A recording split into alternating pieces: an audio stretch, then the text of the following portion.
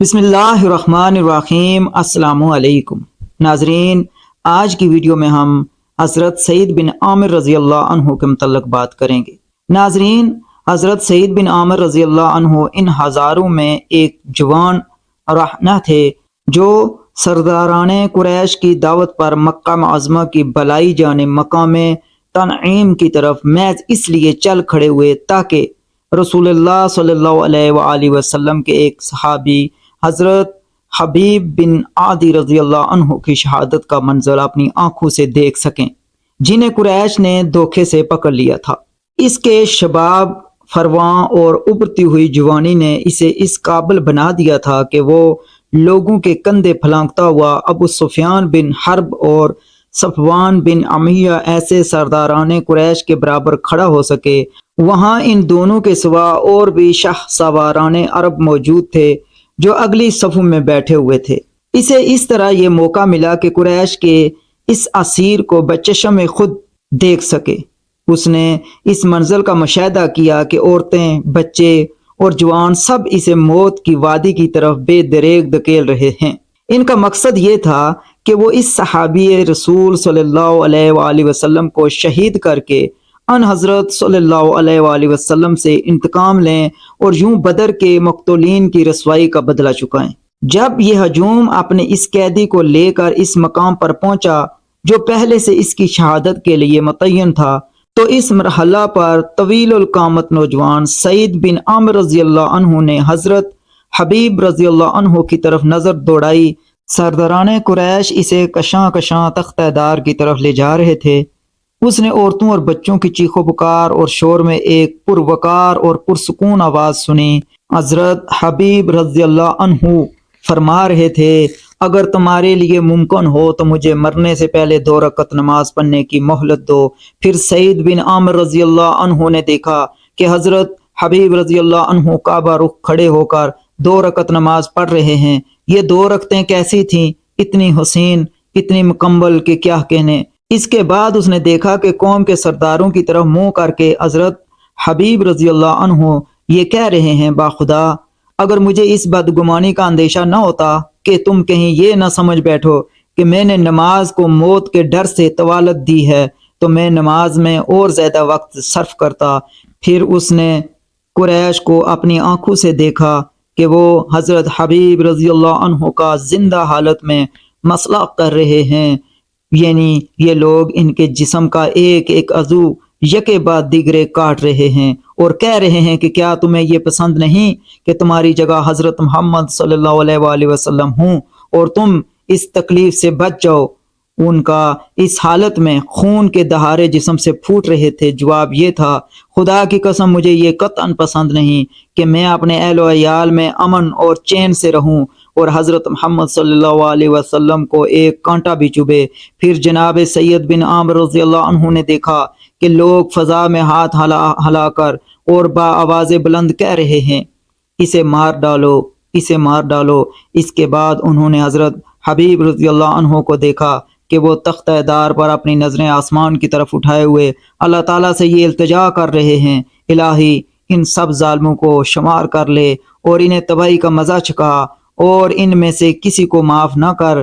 یہ کہہ کر انہوں نے زندگی کی آخری سانس لی۔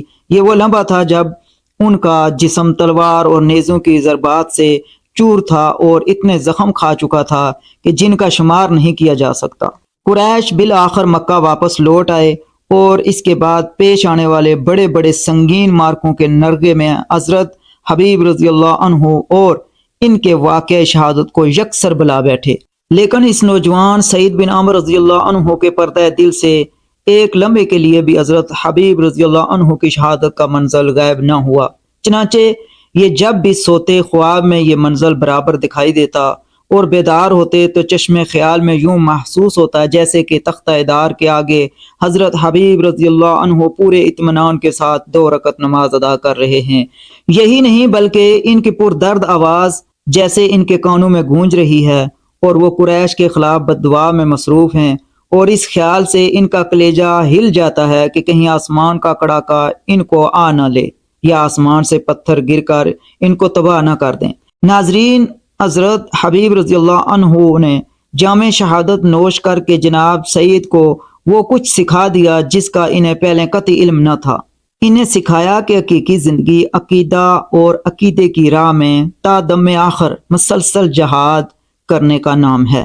دوسری بات جو اس واقعے سے انہوں نے سیکھی وہ یہ تھی کہ پختہ اور محکم ایمان ایسے عجیب و غریب کردار کو جنم دے سکتا ہے جو عام حالات میں ظہور پذیر نہیں ہوتے۔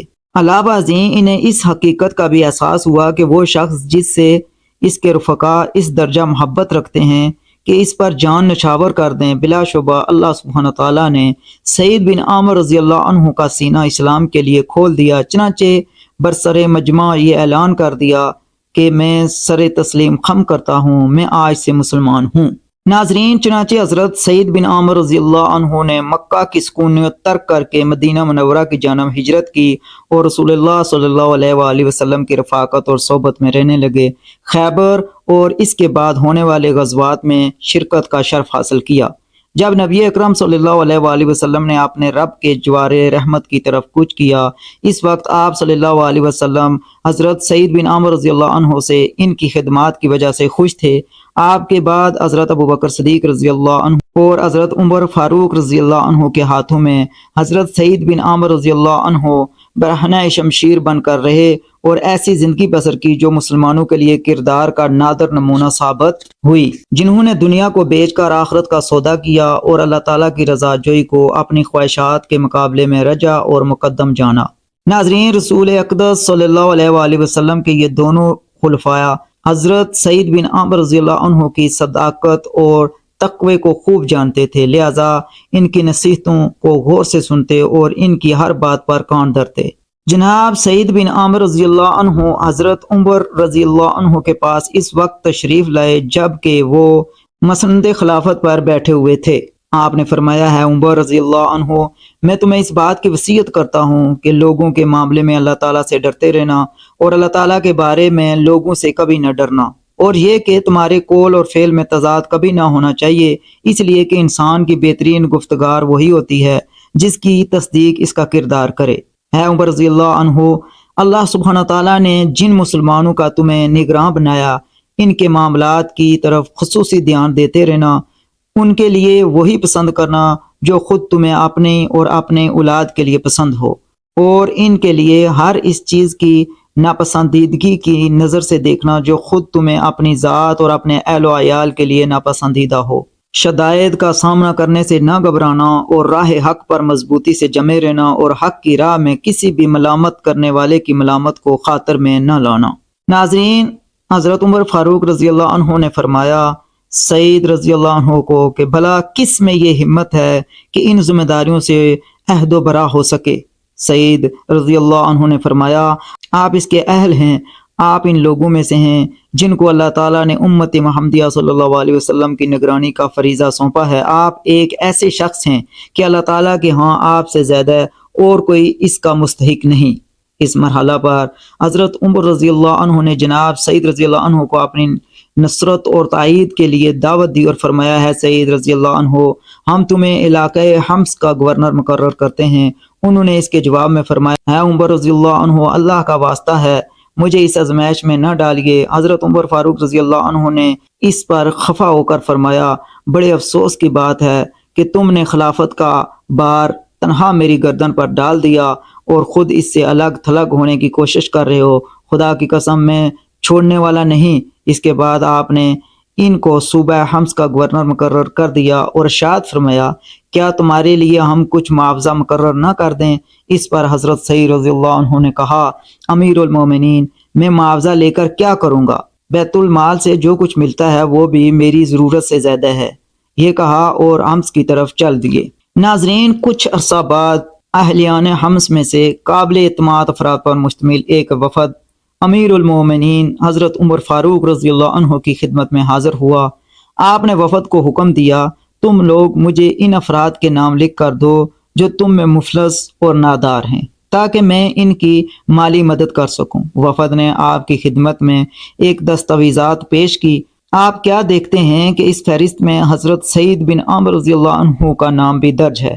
آپ نے دریافت فرمایا کون سعید بن عامر؟ انہوں نے بتایا ہمارا گورنر۔ فرمایا آپ کا گورنر مفلس ہے؟ انہوں نے کہا جی ہاں، خدا کی قسم کئی کئی دن ان کے چولہے میں آگ نہیں جلتی۔ یہ سننا تھا کہ حضرت عمر فاروق رضی اللہ عنہ بے اختیار رو پڑے اور اتنے روئے کہ آپ کی داڑھی مبارک آنسو سے تر ہو گئی۔ آپ اٹھے اور 1000 دینار لیے اور ان کو ایک تھیلی میں بھر کر فرمایا اس سے میرا سلام کہنا اور یہ پیغام دینا کہ امیر المومنین نے یہ تھیلی تمہارے لیے بھیجی ہے تاکہ اس سے تم اپنی ضروریات کو پورا کر سکو۔ ناظرین، یہ وفد حضرت سعید بن عامر رضی اللہ عنہ کے ہاں تھیلی لے کر آیا۔ آپ نے دیکھا کہ اس میں تو دینار ہیں۔ تھیلی کو اپنے سے دور ہٹا کر بس یہ کہنے لگے انا للہ و انا الیہ راجعون، گویا کوئی بپتا نازل ہو گئی یا کوئی ناگوار واقعہ پیش آ گیا۔ یہ کیفیت دے کر آپ کی بیوی گھبرائی ہوئی اٹھی اور کہنے لگی اے میرے سر کے تاج، کیا ثانیہ رونما ہو گیا ہے؟ کیا امیر المومنین وفات پا گئے ہیں؟ آپ نے فرمایا نہیں، بلکہ یہ بات کہیں زیادہ اہم ہے۔ اس نے کہا کیا کسی مرگ کے جہاد میں مسلمانوں کو کوئی صدمہ پہنچا ہے؟ آپ نے فرمایا اس سے بھی بڑی بات ہے۔ اس نے عرض کی بھلا اس سے بڑی بات کیا ہو سکتی ہے؟ فرمایا میرے ہاں دنیا در آئی ہے تاکہ میری آخرت بگاڑ دے، میرے گھر فتنہ ابھر آیا ہے۔ اس نے عرض کیا کیوں نہ آپ اس فتنے سے گلو خلاصی کر لیں، اسے دیناروں کے بارے میں بھی کچھ علم نہیں تھا۔ انہوں نے فرمایا کیا اس سلسلے میں میری مدد کرو گی؟ عرض کی جی ہاں کیوں نہیں۔ آپ نے دینار متعدد تھیلیوں میں بند کیے اور غریب مسلمانوں میں تقسیم کر دیے۔ اس واقعے کو زیادہ عرصہ نہ گزرا تھا کہ حضرت عمر فاروق رضی اللہ عنہ نے دیار شام تشریف لائے۔ مقصد یہ تھا کہ اس علاقے کے حالات معلوم کر سکیں۔ ناظرین، ان دنوں حمص کا نام کویفہ پڑ گیا تھا جو لفظ کوفہ کی تصغیر ہے۔ یہ اس نام سے اس لیے مشہور ہوا کہ یہاں کے لوگ اعمال حکومت کے خلاف شکوہ و شکایت کرنے میں اہل کوفہ سے بہت حد تک مشابہت رکھتے تھے۔ جب حضرت عمر رضی اللہ عنہ کی تشریف آوری حمص میں ہوئی تو یہاں کے لوگ آپ کو سلام عرض کرنے کی خاطر حاضر ہوئے۔ آپ نے دریافت فرمایا تم نے اپنے امیر کو کیسا پایا؟ انہوں نے اس کی شکایت میں زبان کھولی اور ان کے طرز عمل کے بارے میں 4 باتیں کہیں جو ایک دوسرے سے بڑھ چڑھ کر تھیں۔ ناظرین، حضرت عمر فاروق رضی اللہ عنہ فرماتے ہیں کہ میں نے گورنر اور شکایات کرنے والوں کو ایک ساتھ طلب کیا اور اللہ تعالیٰ سے دعا کی کہ حضرت سعید رضی اللہ عنہ کے بارے میں وہ میرے گمان کو جھوٹا نہ ہونے دے۔ مجھے اس پر بہت اعتماد تھا۔ جب یہ لوگ اور ان کا گورنر بوقت صبح میرے پاس آئے تو میں نے دریافت کیا تمہیں اپنے گورنر سے کیا گلہ ہے؟ انہوں نے بتایا کہ یہ دن چڑھے تک گھر سے باہر نہیں نکلتے۔ اس پر میں نے پوچھا سعید تم اس سلسلے میں کیا کہنا چاہتے ہو؟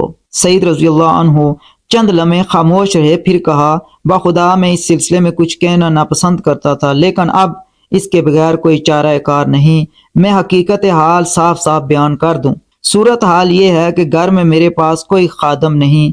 میں صبح سویرے اٹھتا ہوں اور اہل خانہ کے لیے آٹا گوندھتا ہوں، پھر تھوڑی دیر تک انتظار کرتا ہوں تاکہ آٹے میں خمیر پیدا ہو جائے، بعد ازاں ان کے لیے روٹی پکاتا ہوں، پھر وضو کر کے لوگوں کی خدمت کے لیے گھر سے نکل کھڑا ہوتا ہوں۔ حضرت عمر رضی اللہ عنہ فرماتے ہیں کہ میں نے ان سے پوچھا تمہیں ان کے خلاف اور کیا شکایت ہے؟ انہوں نے کہا کہ یہ رات کے وقت کسی کی نہیں سنتے۔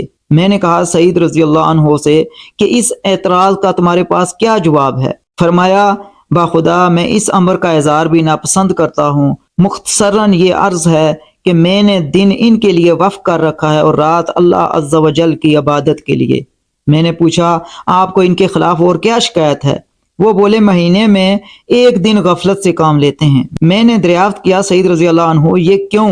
سعید رضی اللہ عنہ نے کہا امیر المومنین میرے پاس نہ تو کوئی خادم ہے، نہ ان کپڑوں کے سوا میرے پاس کپڑوں کا کوئی جوڑا ہے۔ اس وقت جو کپڑے میں نے پہن رکھے ہیں مہینے میں 1 مرتبہ دھوتا ہوں، پھر منتظر رہتا ہوں کہ یہ خشک ہو جائیں۔ جب یہ خشک ہو جاتے ہیں تو میں انہی کو پہن کر دن کے آخری حصے میں ان کا سامنا کرتا ہوں۔ پھر میں نے دریافت کیا کوئی اور شکایت؟ انہوں نے کہا مجلس میں بیٹھے بیٹھے کبھی کبھی ان پر غشی طاری ہو جاتی ہے اور یوں معلوم ہوتا ہے کہ اہل مجلس سے ان کا کوئی تعلق نہیں۔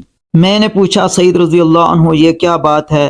سعید رضی اللہ عنہ نے کہا میں نے جب حضرت حبیب بن عادی رضی اللہ عنہ کی شہادت کا منظر بچشم خود دیکھا ہے۔ میں اس وقت مشرق تھا۔ میں نے دیکھا کہ قریش ان کی بوٹیاں کاٹ رہے ہیں اور کہہ رہے ہیں کیا تجھے یہ بات پسند ہے کہ تمہاری جگہ حضرت محمد صلی اللہ علیہ وآلہ وسلم ہوں؟ حضرت حبیب رضی اللہ عنہ جواب میں کہتے کہ اللہ کی قسم میں یہ ہرگز پسند نہیں کرتا کہ میں تو اپنے اہل و عیال میں اطمینان سے رہوں اور حضرت محمد صلی اللہ علیہ وسلم کے جسم میں ایک کانٹا بھی چبھنے پائے۔ جب بھی وہ دن مجھے یاد آتا ہے سوچ میں پڑ جاتا ہوں کہ میں نے اس دن ان کی کیوں مدد نہ کی۔ ڈرتا ہوں کہ شاید اللہ تعالیٰ میرا یہ جرم معاف نہ کرے۔ اس کے بعد مجھ پر غشی طاری ہو جاتی ہے۔ یہ سنا تو حضرت عمر رضی اللہ عنہ نے ارشاد فرمایا، اللہ کا شکر ہے کہ جس نے سعید رضی اللہ عنہ کے بارے میں میرے حسن ظن کو غلط ثابت نہیں کیا۔ اس کے بعد آپ نے 1000 دینار بھیجے تاکہ ان سے اپنی ضروریات پوری کر لیں۔ جب یہ دینار حضرت سعید بن عامر رضی اللہ عنہ کی بیوی نے دیکھے تو کہہ اٹھیں کہ اللہ کا شکر ہے جس نے ہمیں آپ کی خدمت سے یہ بے نیازی بخشی۔ ہمارے لیے ضروریات کی اشیاء خرید لیجئے اور گھر کے کام کاج کے لیے ایک خادم رکھ لیجئے۔ اس پر آپ نے بیوی سے فرمایا، میں تجھے وہ چیز نہ دوں جو اس سے بھی بہتر ہے؟ بیوی نے کہا، بھلا وہ کیا ہے؟ فرمایا، یہ دینار ہم اسی کو لوٹا دیں جو ہمارے پاس لایا، ہم ان دیناروں سے کہیں زیادہ اس کے محتاج ہیں۔ بیوی نے کہا، وہ کون؟ فرمایا، کیوں نہ ہم اللہ تعالیٰ کو قرض حسنہ دے دیں۔ بیوی نے عرض کی، آپ نے بجا ارشاد فرمایا، اللہ تعالیٰ آپ کو جزائے خیر عطا فرمائے۔ آپ نے اسی مجلس میں دیناروں کو مختلف تھیلیوں میں رکھا اور اپنے اہل خانہ میں سے ایک شخص کو حکم دیا کہ جاؤ فلاں کی بیوی، فلاں کے یتیم بچوں اور فلاں خاندان کے مساکین اور فلاں قبیلے کے محروموں میں تقسیم کراؤ۔ ناظرین، اللہ تعالیٰ نے حضرت سعید بن عامر رضی اللہ عنہ کو سند رضا سے نوازا۔ آپ ان لوگوں میں سے تھے جو دوسروں کو اپنی ذات پر ترجیح دیتے ہیں چاہے وہ خود گھاٹے میں رہیں۔ ناظرین، امید ہے آج کی ویڈیو آپ کو پسند آئی ہوگی۔ اگر ویڈیو پسند آئی ہے تو اس کو لائک کریں، دوستوں کے ساتھ شیئر کریں اور چینل کو سبسکرائب کریں۔